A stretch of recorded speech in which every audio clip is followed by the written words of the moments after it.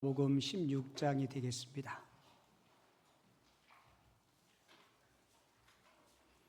마가복음 16장 1절로 8절까지 신약성경 84쪽에 있고요.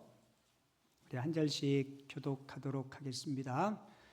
안식일이 지남에 막달라 마리아와 야고보의 어머니 마리아와 또 살로메가 가서 예수께 바르기 위하여 향품을 사다 두었다가 일찍이 해 돋을 때 그 무덤으로 가며 서로 말하되 누가 우리를 위하여 무덤 문에서 돌을 굴려 주리요 하더니 눈을 들어본즉 벌써 돌이 굴러져 있는데 그 돌이 힘이 커더라. 무덤에 들어가서 흰옷 입은 한 청년이 우편에 앉은 것을 보고 놀라매 청년이 이르되 놀라지 말라. 너희가 십자가에 못 박히신 나사렛 예수를 찾는구나. 그가 살아나셨고 여기 계시지 아니하니라. 보라, 그를 두었던 곳이니라. 7절 8절은 같이 읽죠. 가서 그의 제자들과 베드로에게 이르기를 예수께서 너희보다 먼저 갈릴리로 가시나니 전에 너희에게 말씀하신 대로 너희가 객에서 배우리라 하라 하는지라. 여자들이 몹시 놀라 떨며 나와 무덤에서 도망하고 무서워하여 아무에게 아무 말도 하지 못하더라. 아멘. 오늘 부활주일에 영상 하나 준비했는데요. 그 영상 보고 말씀 나누도록 하겠습니다.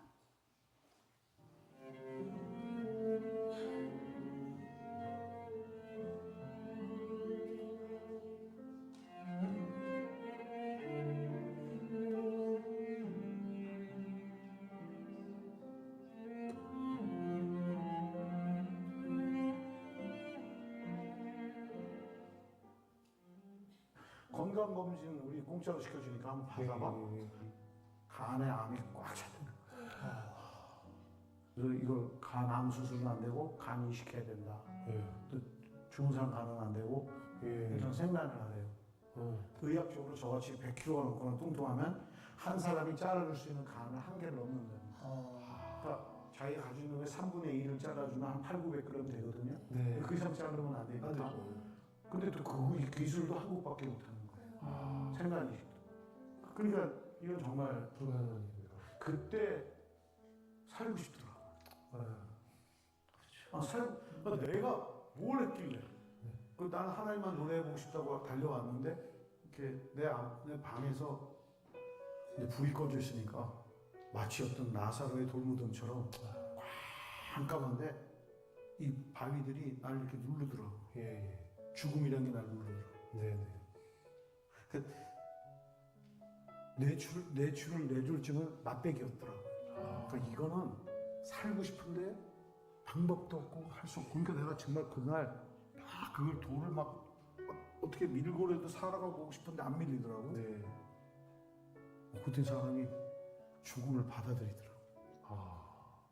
그냥 받아들이니까, 죽음을 받아들이니까 그냥 이 온몸이 얼음보다 더 차가워지는 거예요.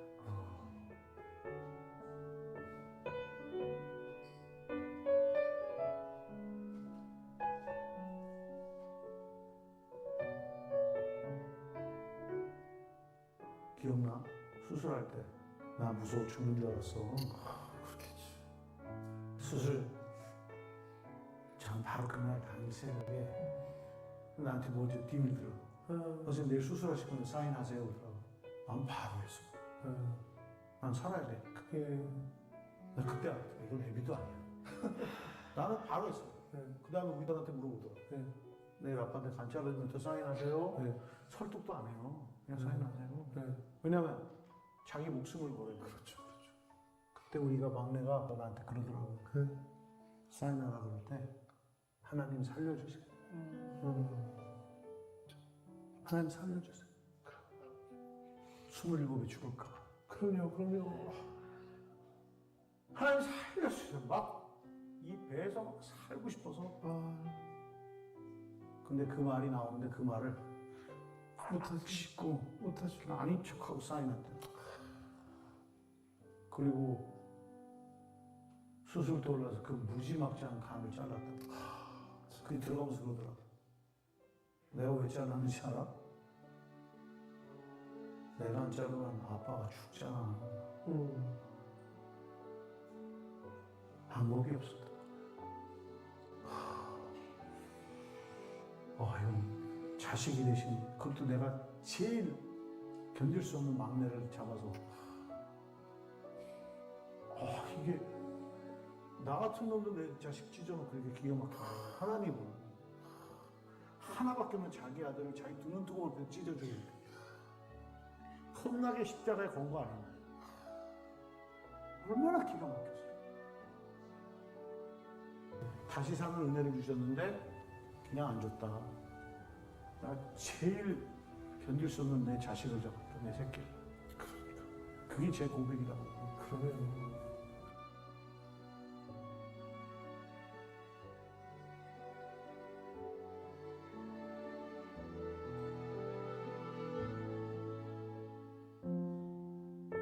나 보고 싶다고 오라고? 네. 야, 네가 나 정말 그나 뭐 엉망인 거야. 네가 뭐라고 널 보고 싶다고. 근데 우리가 예수님 보고 와달라고 기도했나? 주라고 우리가 기도했더니 하나님이 그래, 내 아들을 보낼게. 아니더라. 하나님은 그냥 일방적으로 그냥 찾아왔구나. 그래서 제가 약속한 거예요. 하나님, 내가 그분들과 함께 있어서 그분들이 행복할 수만 있다면 그게 어디든 그들과 함께 가서 함께 하고 싶습니다. 근데 저는 생각해봤어요. 나는 하나님 얘기하고 웃다가 울다가 예수 얘기만 하면서 막 춤추고 까불고. 근데 이분들이 웃다가 울다가 하나님의 은혜를 생각하고 나는 또 그분들한테 도와달라고 부탁을 했더니 이분들이 그 돈을 모아다가 선교지에 수십억이 가게 된 거예요. 박종학 보낸 돈이 가면 2,000명이 넘는 선교사들이 의료 혜택을 받고, 그리고 열심히 음반 사달라고 그거 모아다가 선교사를 돕고 살리자.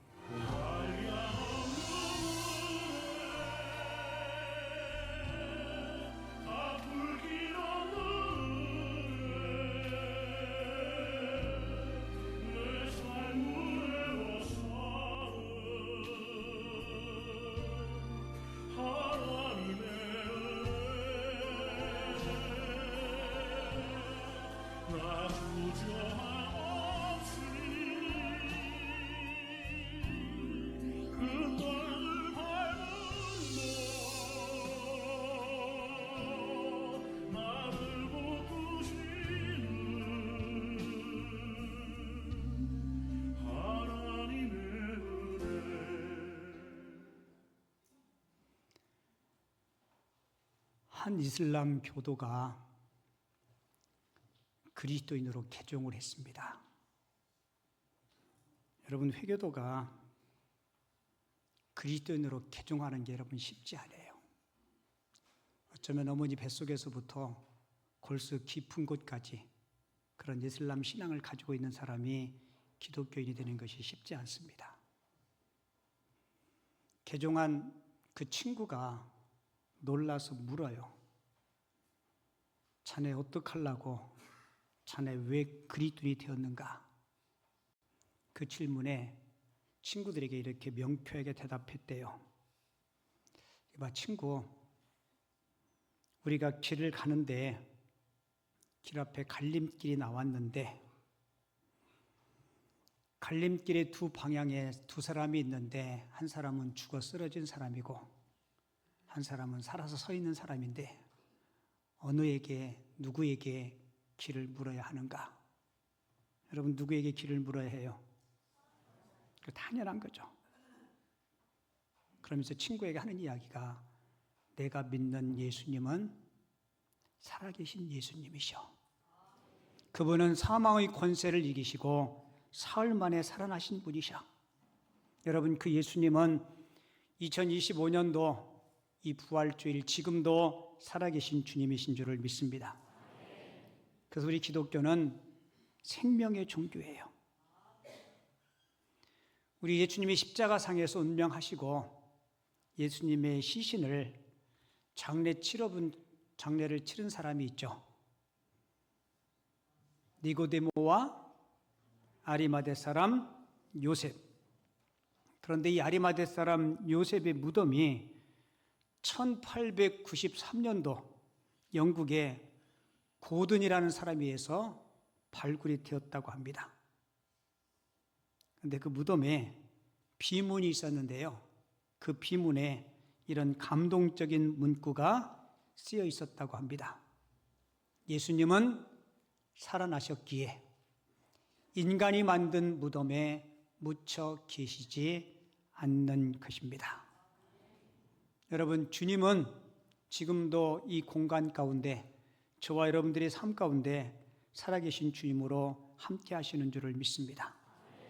그래서 예수 믿고 신앙생활하는 우리 성도들은 죽음에 대한 신앙 고백들이 남달라요. 여러분들이 잘 아는 빌리그레엄 목사님은 이렇게 하겠대요. 혹시 여러분들이 빌리그레엄이 죽었다고 소식을 들으면 믿지 마십시오. 나는 죽은 게 아니고 천국으로 이사간 것입니다. 라고 그렇게 고백했대요. 신라건의 저자였던 존 밀턴은 죽음을 이렇게 고백했어요. 죽음은 영원한 세계를 여는 열쇠라고. 죽음이 뭐라고요? 예, 우리는 영원한 세계를 여는 믿음의 열쇠, 부활의 주님이 우리 심령 가운데 있는 줄을 믿습니다. 여러분, 손양원 목사님 아세요? 손양원 목사님의 별명이 뭔지 아세요? 사랑의 원자탄.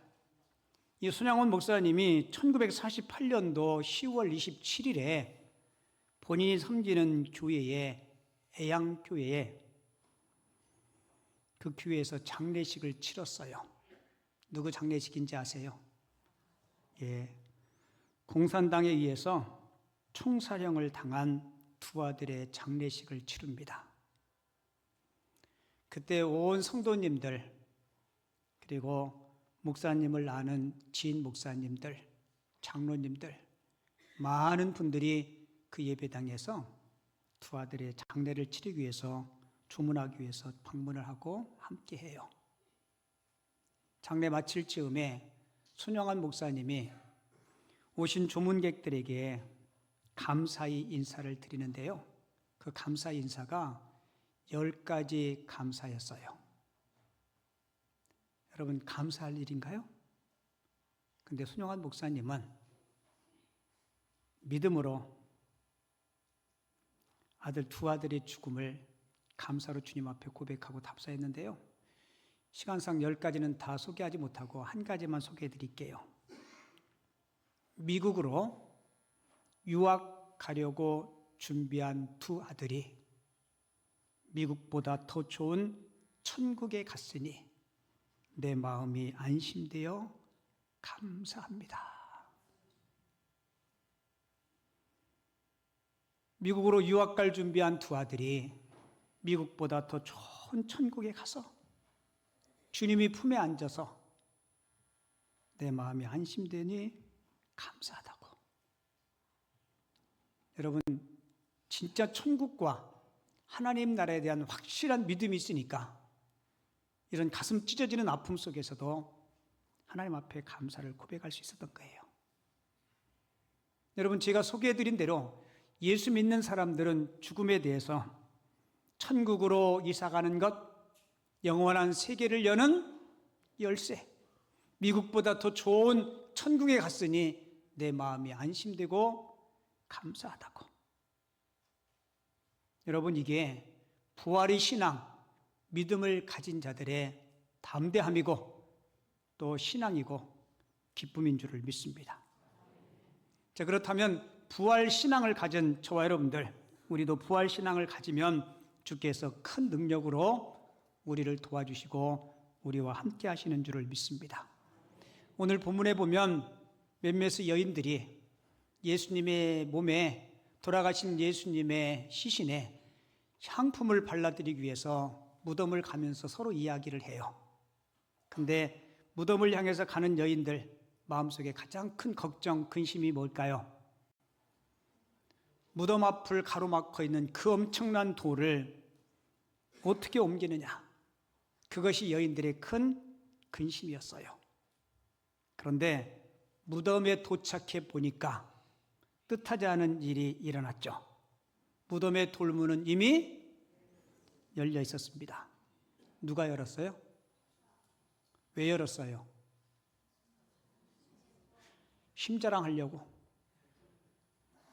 아니요. 부활하신 예수님이 밖으로 나오게 하기 위해서 무덤 입구에 돌을 옮긴 게 아닙니다. 부활하신 예수님은 시공을 초월하시는 분이세요. 제자들이 주님이 십자가에 못 박히실 때 혹시 자기들에게도 피해가, 어려움이 봉착할 것이 두려워서 문을 꼭꼭 잠그고 제자들이 숨어 있었죠. 그런데 부활하신 예수님은 호련히 제자들 가운데 나타나셔서 너희들에게 평강이 있을지어다 라고 제자들을 위로하시고 축복하세요.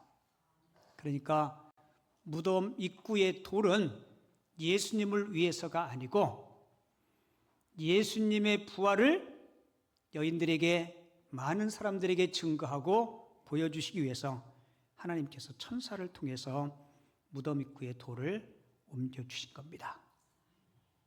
이 여인들이 무덤에 도착했을 때 오면서 걱정했던 모든 근심과 걱정들이 사라진 거예요.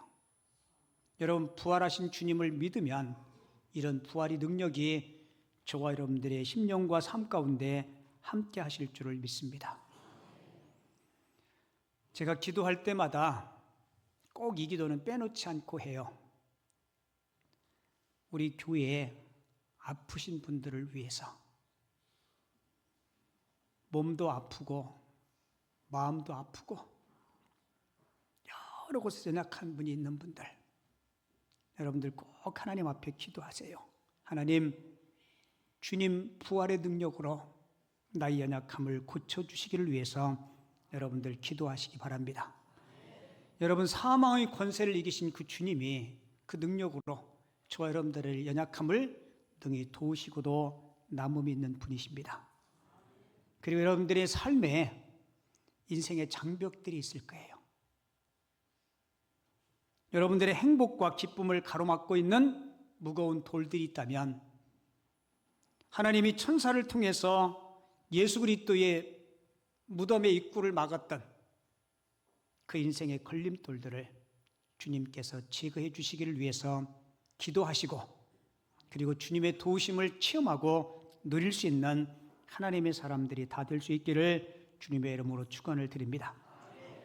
그리고 부활신앙을 가지면 우리에게 큰 희망이 주어져요. 뭐가 주어진다고요?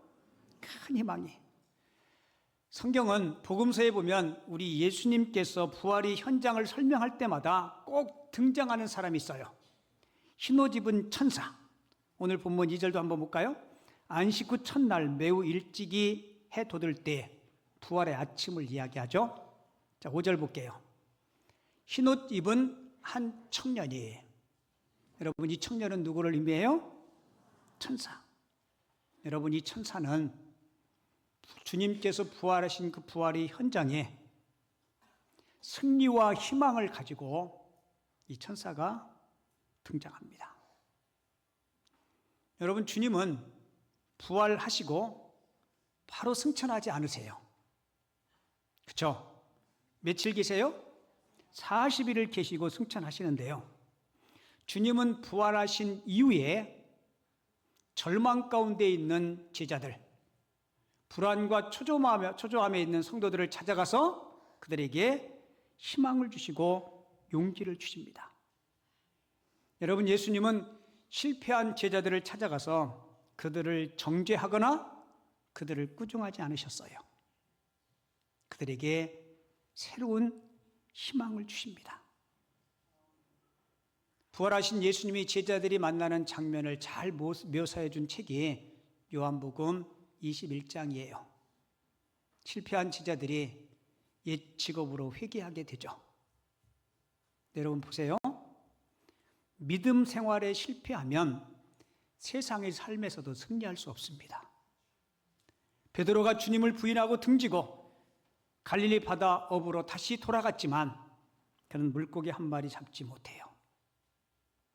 실패한 베드로를 위해서 주님은 갈릴리 해변가에서 모닥불을 지핍니다. 많은 성경학자들은 주님께서 지핀 따뜻한 모닥불을 희망의 모닥불로 그렇게 묘사하고 있어요.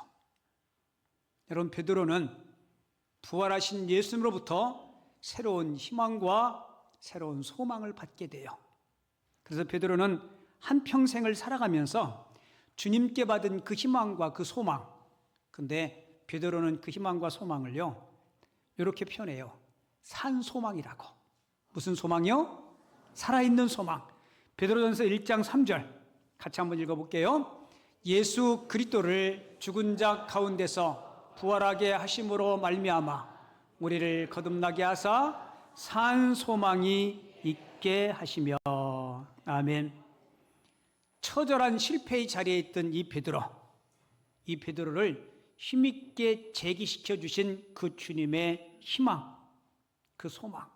그래서 베드로는 남은 생에 산 소망 되신 예수 그리스도를 증거하고 그분을 자랑하는 삶을 살아가게 되죠. 바라기는 저와 여러분들의 삶에도 주님의 희망의 능력이 여러분들과 함께 할 수 있기를 바랍니다. 특별히 여러분들이 생을 마치는 그 순간에도 빌리그레암 목사님이나 존 밀턴이 이야기했던 것처럼 절대로 낙심하지 마시고 소망 가운데 영원한 세계를 열 수 있는 하나님의 사람들이 꼭 될 수 있기를 바랍니다. 우리 교회 성도님 한 분이 저한테 이런 부탁했어요. 목사님, 제가 목사님보다 먼저 죽으면, 제가 보기에는 저보다 한참 먼저 죽을 것 같은데, 모르는 거죠, 사람이. 제 장례식에 꼭 이 찬송을 좀 불러주세요. 제가 까먹을까 봐 메모해 놨어요. 그리고 죽기를 기다리고 있어요.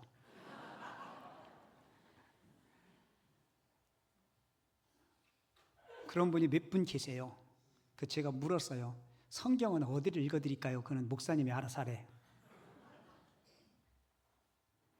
여러분, 우리는 언젠가 이 땅에 생을 마칠 거예요. 그죠? 여러분 인생을 살아가면서 가장 인생의 궁극적인 승리자가 누군지 아세요? 죽음 저편에 영원한 세계를 준비할 수 있는 자입니다. 그게 우리에게 산 소망이에요. 그리고 마지막으로 부활을 믿는 성도는 어떻게 살아야 할까? 같이 읽어요. 시작. 예, 기쁨으로 사시길 바랍니다. 마태복음 28장 8절에 보면 부활의 주님을 만난 그 여인들의 심정을 이렇게 고백해요.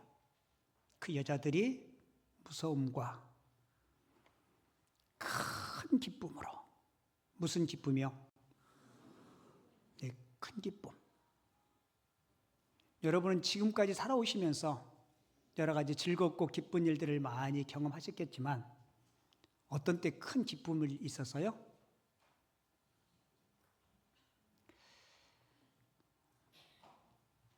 아마 여러 가지 상황과 환경이 다르겠지만 우리 오춘식 목사님은 손녀를 얻었을 때 큰 기쁨이었을 거예요. 맞죠? 목사님이 커요? 사모님이 커요? 하늘만큼 땅만큼. 저는 저와 여러분들이 일상의 삶에 기쁨 충만했으면 좋겠어요. 저는 목회하면서 하나님 앞에 이렇게 많이 기도해요. 하나님, 제가 마지못해서 억지로 목구멍이 포도청이라서 일하지 않게 하시고 기쁨과 감사함과 감격으로 일을 하게 해주세요. 저는 항상 늘 언제나 그렇다고 이야기하면 거짓말이니까요. 근데 거의 저는 좋아요. 여러분들을 섬기고 여러분들과 함께 말씀 나누고, 그리고 어떤 때는요 설교 준비해놓고 막 빨리 내일이 와서 설교했으면 좋겠다, 그럴 때가 아주 간혹 있어요.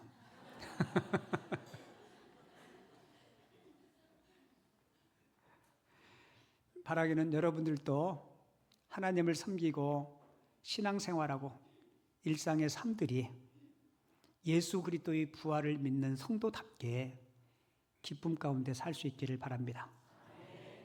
아무리 힘들고 어려워도 여러분 낙심하거나 절망하지 마세요. 이 부활의 기쁨은 어떤 기쁨이라고요? 큰 기쁨. 여러분 성경에는 기쁨이라는 말이 많이 등장합니다. 근데 제가 여러분들에게 전에 소개해드렸듯이 신약 성경에는 큰 기쁨이라는 말이 딱 4번 등장해요.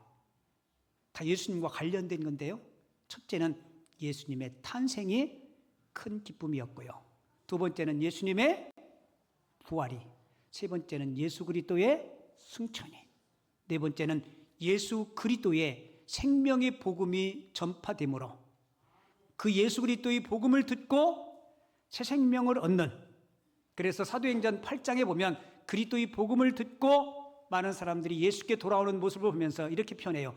그 성에, 그 가정에 큰 기쁨이 있었더라. 할렐루야. 바라기는 이 부활의 큰 기쁨이 저와 여러분들의 심령 가운데 충만할 수 있기를 주님의 이름으로